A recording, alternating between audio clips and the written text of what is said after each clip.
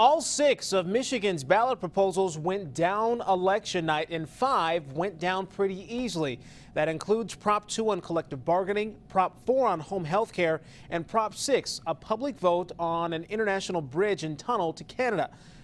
Governor Rick Snyder tells us the no vote on 6 already has him working on that new bridge to Canada.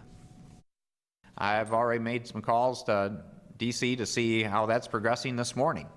Because I think it's important to move ahead. The sooner we can build that bridge, the better off we are about creating jobs.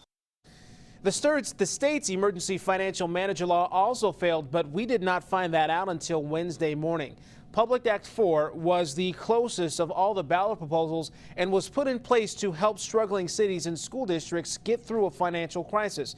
Many, however, called it an overreach. Lindsay Vermis talked with the governor about what happens next.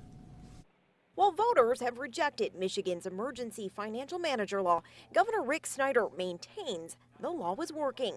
Of Michigan's 8 emergency managed communities and districts, he says 3 were transitioning out of management. If we don't have those same tools, are we going to end up with emergency managers longer than what I would have liked? That was one of the good parts of having the law. Union leaders see it differently.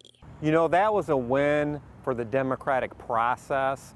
The fact that a governor could send in a manager and kick out elected officials and rip up collective bargaining contracts is a bridge too far. The governor says the state now reverts back to Michigan's old financial manager law, a weaker version from the 90s, giving managers only limited powers. They have an attorney general's opinion backing that up, but keep in mind it is being challenged in court. If it was found that Public Act 72 wasn't around, there wouldn't really be any emergency manager law. And that would be a concern in my view. Snyder says financially troubled communities would have no option but bankruptcy. That could drive up costs and impact credit and interest rates. Snyder plans to meet with House and Senate leaders to talk about passing a replacement law or tweaking the existing Public Act 72.